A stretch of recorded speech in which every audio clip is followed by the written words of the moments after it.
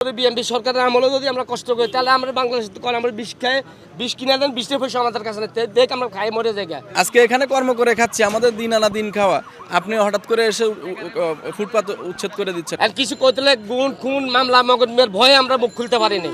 এখন আমাদের মুখ খোলার সময় এসে আকুল আবেদন তারা নিজের কাছে আমরা উনি প্রধানমন্ত্রী আমরা মানি, কিন্তু উনি আমাদের গরিবের দিকে তাকাকে আমরা ওইটাই চাই, আপনি আর কিছু চাই না। তো বর্তমান যে অবস্থা প্রেক্ষাপট, রাস্তাঘাট খোলা দেখা যাচ্ছে, গাড়ির যানজট নাই, বাসের যানজট নাই, মানুষের যে হাঁটাফেরা চলার কোনো সমস্যা নেই, নিরিবিলি একটা পরিবেশ, মনে হচ্ছে যে আমি একটা অন্য একটা জগতে চলে আসছি। তো এখানে যারা কর্ম করে খায় এরা খুবই গরিব রে ভাই, তারা দিন আনা দিন খাওয়া মানুষ, তাদের পেটে লাথি মারেন না, কোন সময় কার মনের বরদোয়া লেগে যাবে পরে দেখেন কি হয়ে যায়।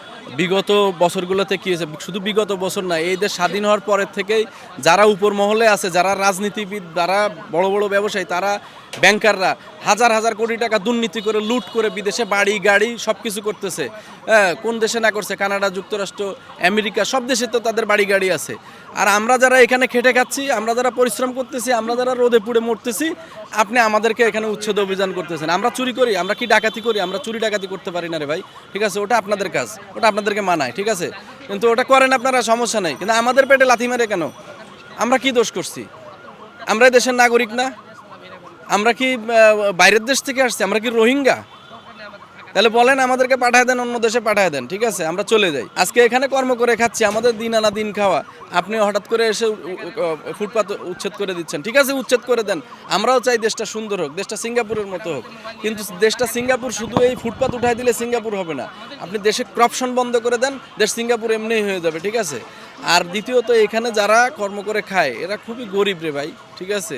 তারা দিন আনা দিন খাওয়া মানুষ, তাদের পেটে লাথি মারেন না, ঠিক আছে? কোন সময় কার মনের বরদোয়া লেগে যাবে পরে দেখেন কি হয়ে যায়, ঠিক আছে? আমরা চাই সবাই সুন্দর সুষ্ঠুভাবে এই দেশে বাস করতে, কর্ম করে খাইতে চাই। আমরা চুরি ডাকাতি করে খাইতে পারি না, আমরা কর্ম করে খাই। এখন যারা ফুটপাত করতেছে তাদেরকে আমরা কি বলবো বলেন?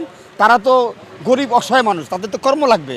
আজকে যদি তারা কর্ম না করে, তারা ছিনতাই করবে, চাঁদাবাজি করবে, খারাপ পথে চলে যাবে। এটার সাধারণ জনগণের উপর বাংলাদেশ দেখেন, আপনার রাজনীতিবিদ বলেন, সরকার বলেন, সাধারণ মানুষ যে পর্যায়ে থাকুক, এগুলা একটা দেশজন ক্ষতিগ্রস্ত, সমস্ত লাইব্রেরিজ, সমস্ত পেশার যা কিছু বলেন, সমস্ত দুঃখ কষ্ট কিন্তু মানুষের, সাধারণ জনগণের মানুষের উপর পড়ে, যারা আমরা ব্যবসা বাণিজ্য আওতায় থাকি। তো বর্তমান যে অবস্থা প্রেক্ষাপট, রাস্তাঘাট খোলা দেখা যাচ্ছে, গাড়ির যানজট নাই, বাসের যানজট নাই, মানুষের যে হাঁটাফেরা চলার কোনো সমস্যা নেই, নিরিবিলি একটা পরিবেশ, মনে হচ্ছে যে আমি একটা অন্য একটা জগতে চলে আসছি। দেশে আর্থিক অবস্থা দুর্বল, দীর্ঘ 17 বছর মনে করেন আমরা অনেক কষ্ট করছি। এখনও যদি মনে করেন আমরা কষ্ট যদি বিএনপি সরকারের আমলে যদি আমরা কষ্ট করি তাহলে আমরা বাংলাদেশে আমরা বিষ খাই, বিষ কিনে দেন, 20 পয়সা আমাদের কাছে দেখ আমরা খাই মরে জায়গা। দেশ সুন্দর মতো চলক, আমরাও চাই।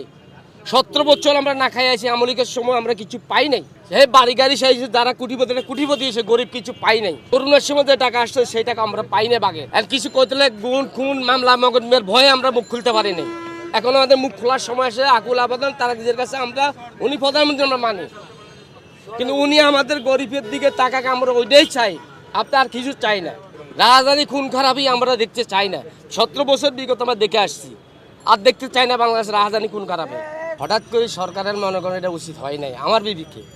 এদেরকে একটা কর্মস্থান খুলে দিয়ে আপনি উঠে দিতেন, সবচেয়ে আমার মনে হয় যেটা ভালো হতো।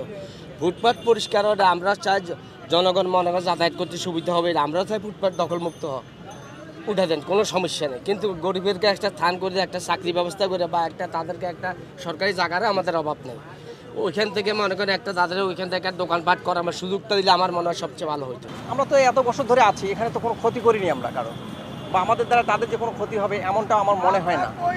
আমি চাই যে আমাদের এখানে একটা সুন্দর ব্যবস্থার মধ্যে, আমাদের বাইন্ডিংয়ের মধ্যে যে রাখে, আমরা বাইন্ডিংয়ের মধ্যে থাকতে রাজি আছি।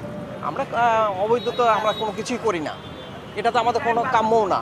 আমরাও চাই তারা যদি মনে করেন যে মার্কেটের ভিতরে লোক অসুবিধা, আমি তো মনে করি না, বরঞ্চ আমরা এখানে আসলে একটা লোকেশন দিয়ে দিই যে যান অমুকখানে গেলে এটা পাবেন, তাদের ভিতরে এটা আছে ওটা আছে। আমরা এখান থেকে কিন্তু লোকেশন দিয়েও তাদেরকে আমরা হেল্প করি।